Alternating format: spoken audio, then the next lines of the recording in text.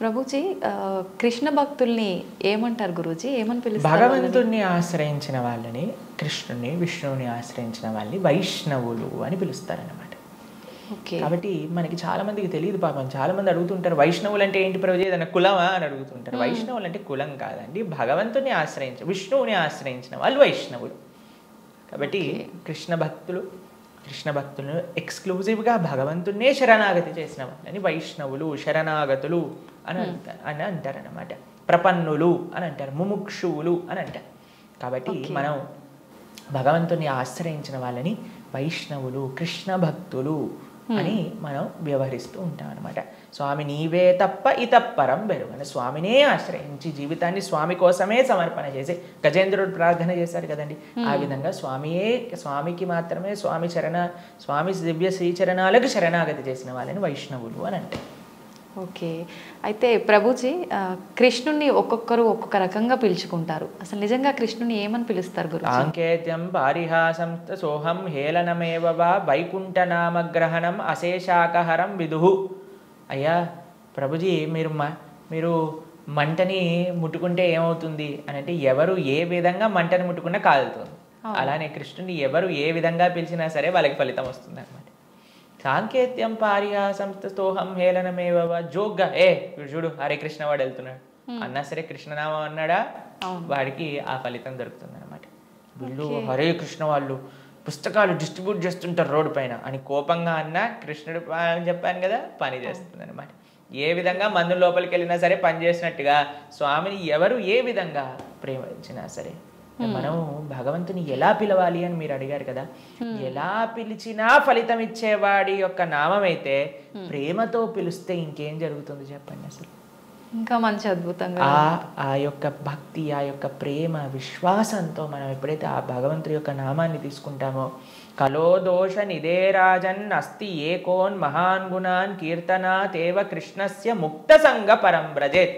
ఈ కలియుగంలో అన్ని దోషాలతో నిండిపోయింది. ఎక్కడ చూసినా సరే అండి, మాకు ఫోన్ చేసిన వాళ్ళందరూ ప్రభుజీ ఈ బాధ, ఆ బాధ, ఈ కష్టం, వాడు అలా చేశాడు, వీడు ఇలా చేశాడు, వీళ్ళు అలా మోసం చేశారు, వాళ్ళు అలా మాట్లాడుతున్నారు, వీళ్ళు ఇలా ఇబ్బంది పెడుతున్నారు, ఇదే అండి ఎక్కడ చూసినా సరే. న్యూస్ చూసినా, టీవీ చూసినా ఎక్కడైనా ఇదే కదండి అంతా కూడా. ఇక్కడ ఆ యుద్ధం జరుగుతుంది, ఇక్కడ ఈ యుద్ధం జరుగుతుంది, ఇక్కడ ఈ దొంగతనం అయింది, అక్కడ యాక్సిడెంట్ అయింది. ఎక్కడ చూసినా ఈ ప్రపంచంలో కష్టాలే అట. ఈ కష్టాలతో నిండిపోయిన ఈ ప్రపంచంలో నుంచి బయటపడాలి అని అంటే ఏకైక మార్గం ఏమిటి అని అంటే భగవంతుడి యొక్క నామస్మరణ. కేవలం భగవన్నామస్మరణ మాత్రమే మనల్ని తరింపజేస్తుంది ఈ ప్రపంచంలోంచి.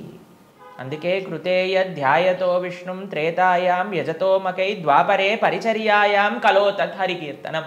ఈ కలియుగంలో శాస్త్రం ఇచ్చిన ఒక అద్భుతమైన ఔషధం ఏంటి అని అంటే భగవన్నామ స్మరణ. ప్రేమతో, మనస్సుతో ఆ భగవంతుడి యొక్క నామాన్ని స్మరించాలి. హరే కృష్ణ కృష్ణ కృష్ణ హరే హరే, హరే రామ రామ రామ హరే హరే. ఇది మహామంత్రం. అందుకే హరిర్నామ హరిర్నామైవ కేవలం నాస్తైవ గతిరన్యద అని చెప్పారనమాట శాస్త్రంలో. ఆ భగవంతుడి యొక్క నామస్మరణ తప్ప ఈ కలియుగంలో ఇంకొక మార్గం లేదు తరించడానికి అని కూడా మన శాస్త్రం చెప్తుంది. కాబట్టి ప్రేమతో, భక్తితో, శ్రద్ధతో, విశ్వాసంతో, నమ్మకంతో మనం భగవంతుడి యొక్క నామస్మరణ చేయాలి. ఓకే. అయితే ప్రభుజీ కృష్ణుడి విగ్రహం పెట్టుకుంటుంటారు చాలామంది. అసలు ఎందుకు పెట్టాలి గురూజీ కృష్ణుడి విగ్రహాన్ని? ఇందాక మనం మాట్లాడుకున్నట్టుగా మనకి ఏ వ్యక్తి పైన అయితే ప్రేమ ఉంటుందో ఆ వ్యక్తి యొక్క స్వరూపం మన దగ్గర ఉంటుంది. కాబట్టి మన యొక్క స్వరూపమే భగవంతుడి యొక్క దాసులు. కాబట్టి భగవంతుడిని ఆరాధన చేయాలి. మనం చాలామంది చేసే తప్పు ఏంటంటే స్వామి లేకుండా అమ్మని, అమ్మ లేకుండా స్వామిని ఆరాధన చేస్తూ ఉంటారు. అలా కాదు, మనం రాధాకృష్ణుని ఇరువురిని ఆరాధన చేయాలి. మీరు ఇంట్లో శ్రీ విగ్రహాలను పెట్టుకుంటున్నారు అని అంటే ఆరాధన కూడా తప్పకుండా చేయాలి. భగవంతుడికి నైవేద్యం పెట్టడం, ఆరతి ఇవ్వటం, ఉత్సవాలు జరపటం, అభిషేకాలు చేయటం, వీటన్నింటినీ కూడా చక్కగా చేసుకోవాలి. ఇది ప్రియారిటీగా చేసుకోవాలి. ఇది చేసుకుంటే మీ జీవితంలో ఆనందం వస్తుందండి. మిగతాది ఏది చేసినా ఆనందం రాదు. కాబట్టి మనం ప్రణవానంద దాస్ అనే యూట్యూబ్ ఛానల్లో మనకి సదాచారం కోర్సులో మనం ఎలా భగవంతుడి యొక్క ఆరాధన చేయాలి అని చెప్పి ఉన్నాం. దాన్ని తప్పకుండా శ్రవణం చేయండి. అలానే భగవంతుడి యొక్క శ్రీ విగ్రహాలు మీరు తీసుకునే ముందు మనం సంపూర్ణ భాగవతాన్ని చెప్పుకున్నాం. గీతా భాగవతాలు మన ప్రణవానంద దాస్ అనే ఛానల్లో మీకు లభిస్తాయి. ఈ మొత్తం సిరీస్ని శ్రవణం చేయండి. అప్పుడు మీకు అసలు ఎందుకు నేను భగవంతుని ఆరాధన చేయాలి అనే దానిపైన క్లారిటీ వస్తుంది. దాని తర్వాత ఎలా ఆరాధన చేయాలి అనేది మీరు తర్వాత చూసుకుందరు. కానీ కాబట్టి మనం హిందువులుగా కేవలం నేమ్ సేక్ హిందూస్ అవ్వకూడదు, కేవలం బొట్టు పెట్టుకునే హిందూస్ అవ్వకూడదు, శనివారం ఉపవాసం చేసే హిందువులం అవ్వకూడదు, సంవత్సరానికి ఒకసారి వెంకటేశ్వర స్వామి దర్శనం చేసుకునే హిందువులం అవ్వకూడదు.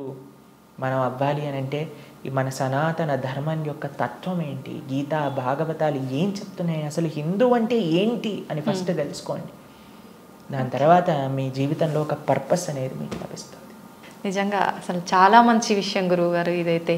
అసలు చాలామంది నిజంగా మీరు అన్నట్టు భగవంతుని పూజించాలి అంటే ఏదో మొక్కుబడికి పూజించడమే కానీ నిజంగా ఒక ప్రేమ అభిమానాలతోటి ఆ భగవంతుని కనుక పూజిస్తే మీరు చెప్పిన ఆ కృష్ణలీలలన్నీ చూపిస్తాడనేది నిజంగా చాలా మంచి విషయం ప్రభుజీ. నమస్తే. హరే కృష్ణ అండి. నమస్కారం.